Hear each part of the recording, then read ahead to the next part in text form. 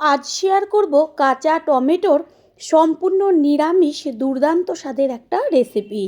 গরম গরম ভাতের সাথে কিন্তু এই রেসিপিটা যদি থাকে তাহলে আর কিছুই লাগবে না। নমস্কার বন্ধুরা, শ্বশুর বোমা রান্নাঘর অ্যান্ড ব্লগ চ্যানেলে সকলকে স্বাগত। তাহলে রেসিপিটি কি করে তৈরি করব সেটাই দেখে নেওয়া যাক। প্রথমেই এইখানে আমি কাঁচা টমেটো নিয়েছি, আর কাঁচা টমেটোগুলোকে ভালো করে জল দিয়ে ধুয়ে নিয়েছি। এবার এগুলোকে কেটে নেব। একটা করে টমেটো নিয়ে মুখের কাছে যে অংশটা আছে সেটাকে কেটে বাদ দিয়ে দেব। তারপরে মাঝখান থেকে অর্ধেক করে নিয়ে এবার পাতলা পাতলা সাইজ করে কেটে নেব। এইভাবে সব টমেটোগুলো কেটে নেব। যেহেতু টমেটোগুলো কাঁচা, সেই কারণে পাতলা পাতলা করে কাটলে পরে টমেটোগুলো সিদ্ধ হতে বেশি সময় লাগবে না। অবশ্যই কিন্তু ঠিক এইভাবেই পাতলা পাতলা করে টমেটোগুলোকে কেটে নেবেন। সব টমেটোগুলোই একইভাবে কেটে নিয়েছি। এবার এর মধ্যে আমি কিছু মশলা ব্যবহার করব। সেটা হচ্ছে দেব হাফ চা চামচ হলুদের গুঁড়ো, হাফ চা চামচ কাশ্মীরি লঙ্কার গুঁড়ো, দেব স্বাদ অনুযায়ী লবণ, আর দেব ছোট চামচের হাফ চা চামচ জিরের গুঁড়ো। আর কোনো মশলা এখানে ব্যবহার করব না। এবার এগুলোকে ভালো করে হাত দিয়ে মেখে নেব। মেখে নিয়ে কিছুক্ষণের জন্য রেস্টে রেখে দেব। হাত দিয়ে ভালো করে মেখে নিয়েছি, আর এটা রেস্টে থাক। অন্যদিকে একটা মশলা তৈরি করব। সেটা হচ্ছে এইখানে রেখেছি পোস্ত।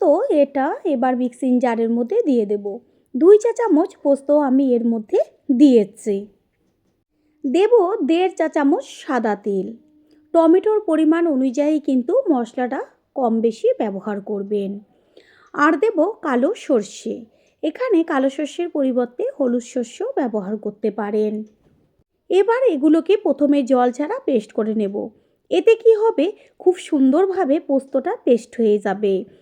আর এই যে পেস্ট করে নিয়েছি, এবার এর মধ্যে দিয়ে দিচ্ছি ঝালের জন্য কাঁচা লঙ্কা আর জল। এইভাবে পেস্ট করবেন, দেখবেন পোস্তটা খুব সুন্দরভাবে পেস্ট হয়ে যায়। এরপর গ্যাসের ওভেনে কড়াই বসিয়ে তাতে দিয়ে দিয়েছি সর্ষের তেল। রেসিপিটা অবশ্যই সর্ষের তেলেই তৈরি করবেন। ফোড়ন দেওয়া হলো ছোট চামচের 1 চা চামচ কালো জিরে। আপনারা চাইলে এখানে রসুন থেতো করেও ব্যবহার করতে পারেন, তবে আমি নিরামিষ করব সেই কারণে রসুনটা স্কিপ করেছি। রসুন দিলেও কিন্তু ভীষণ টেস্টি হয়, আর রসুন ছাড়াও তো লাগে দুর্দান্ত। তেলের মধ্যে এবার যে মাখিয়ে রেখেছিলাম মশলা দিয়ে টমেটোটা, সেটা দিয়ে দেব। গ্যাসের ফ্লেম হাই করে দেব প্রথমে 2 থেকে 3 মিনিট। তারপর একটা ঢাকনা চাপা দিয়ে খুব ভালো করে কিন্তু তেলে ভেজে নিতে হবে। 3-4 মিনিট বাদে কড়াইয়ের ঢাকনাটা সরিয়ে দিয়ে একবার খুন্তি দিয়ে ওপর নিচ করে নেড়েচেড়ে দেব। এতে কি হবে, ভাজাটা খুব সুন্দরভাবে হবে। আবারও একটু ঢাকনা চাপা দিয়ে দেব। এইভাবেই ঢাকনা চাপা দিয়ে দিয়ে ভাজাটাকে ভাজতে হবে। বেশি সময় লাগবে না, যেহেতু একদম পাতলা করে কেটে নেওয়া আছে।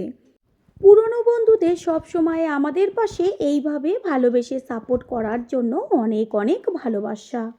টমেটো খুব সুন্দরভাবে ভাজা হয়ে গেছে, আর আমি তো প্রথমেই এই টমেটোর মধ্যে লবণ দিয়েছি, সেই কারণে আর লবণের প্রয়োজন নেই। এবার যে সর্ষে পোস্ত আর সাদা তিলটা পেস্ট করে রেখেছিলাম, সেই পেস্টটা সম্পূর্ণটাই এর মধ্যে দিয়ে দেব। কোনো রকম কিন্তু জলের প্রয়োজন নেই। এই যে মশলার যে যতটুকু জল আছে, এতেই রেসিপিটা রেডি হয়ে যাবে। ভালো করে একবার মশলার সাথে টমেটোটা মিশিয়ে নিয়ে তারপরে ঢাকনাটা চাপা দিয়ে দেব। কিছুক্ষণ বাদে ফিরে এসে কড়াইয়ের ঢাকনাটা সরিয়ে দিয়ে গ্যাসের ফ্লেম হাই করে খুন্তি দিয়ে ওপর নিচ করে ভালো করে নেড়েচেড়ে দেব।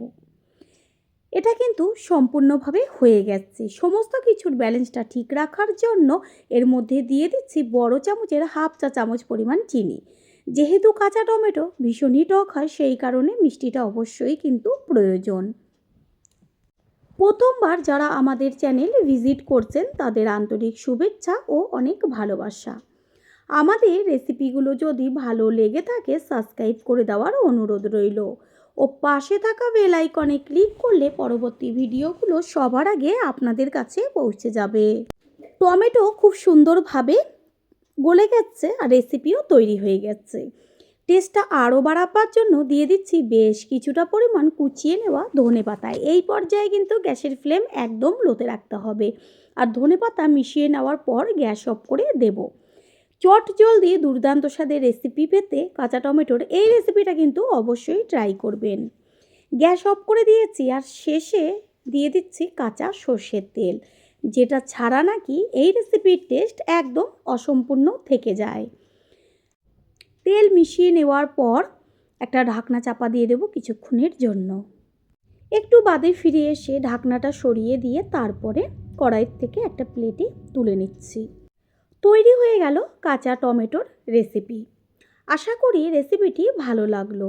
আর যদি ভালো লেগে থাকে একটা লাইক, শেয়ার ও কমেন্ট করে অবশ্যই জানাবেন। আপনাদের দেওয়া একটা লাইক, একটা হাইপ ও একটা শেয়ার কিন্তু আমাদের কাছে অনেক অনেক গুরুত্বপূর্ণ। All friend, thanks for watching my video. আপনারা সকলে ভালো থাকবেন, সুস্থ থাকবেন। আবারও দেখা হবে অন্য কোনো রেসিপির এপিসোডে।